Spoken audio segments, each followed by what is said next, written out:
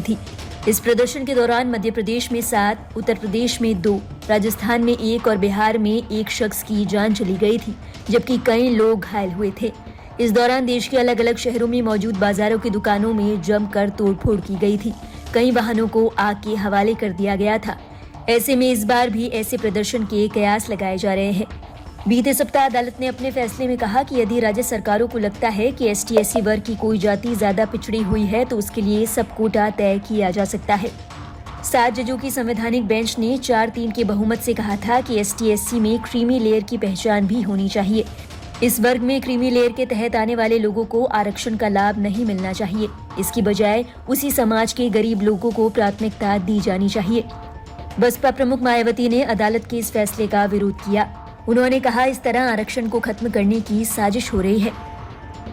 1 अगस्त 2024 के इस निर्णय के बाद जहां जो पार्टी सत्ता में होगी वह अपनी अपनी राजनीति के हिसाब से अदलती बदलती रहेगी, जिसके साथ साथ राज्य सरकारें अपने अपने वोट बैंक के लिए अपनी मनचाही जातियों को आरक्षण का अनुचित लाभ देने का प्रयास करेंगी।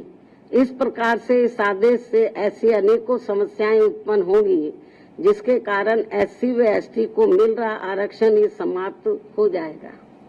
एक प्रकार से SC व ST को मिल रहा आरक्षण ही समाप्त हो जाएगा और फिर इसका नतीजा ये होगा कि अनुसूचित जाति व जनजाति वर्ग अंत में आरक्षण से वंचित रह जाएगा और उनके हिस्से का आरक्षण भी अंत में किसी न किसी रूप में सामान्य वर्ग को ही दे दिया जाएगा।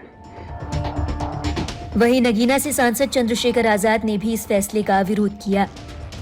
SC/ST का जो रिजर्वेशन है उसका आधार आर्थिक नहीं है कि उसमें क्रीमी लेयर या वर्गीकरण किया जाए। उसका आधार जो है वो अनटचेबिलिटी है, छुआछूत है, भेदभाव है, जातीय उत्पीड़न है। तो सर्वोच्च न्यायालय को हमारी फिक्र ये बहुत अच्छी बात है, लेकिन सर्वोच्च न्यायालय को सबसे पहले उनके ऑर्डर के अकॉर्डिंग जातिगत जनगणना करानी पड़ेगी, फिर उसके आंकड़े जुटाने पड़ेंगे, उसके आर्थिक आंकड़े भी जो है जारी करने पड़ेंगे, तभी वो इस सब चीजों कर सकती है। तो उनको करना पहले चाहिए, अगर वो दलित वर्गों के इतनी हितैषी हैं तो उनको सब सारा बैकलॉग भरवाना चाहिए और जातिगत जनगणना के ऑर्डर सरकार को देने चाहिए। अगर SC/ST एकजुट रहेगा तभी अपनी लड़ाई लड़ पाएगा। षड्यंत्र करके हमारे अधिकारों को लूटने काम किया, छीनने का, तो ये हम बर्दाश्त नहीं करेंगे। डाका नहीं बर्दाश्त करेंगे अपने हकों पे।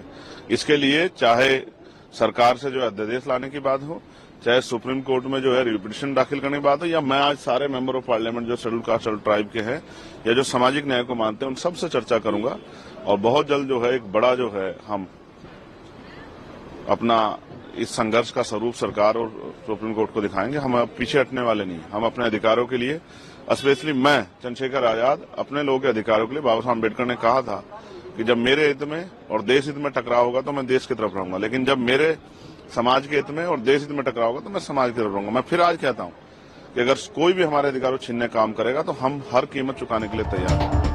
बता दें, भाजपा विधायक और पूर्व राज्य मंत्री डॉक्टर GS धर्मेश की ओर से भी इस फैसले का विरोध किया गया। उन्होंने कहा कि ST/SC आरक्षण से किसी भी तरीके का खिलवाड़ ठीक नहीं। जल्द ही प्रतिनिधिमंडल प्रधानमंत्री मोदी से मिलने जाएगा।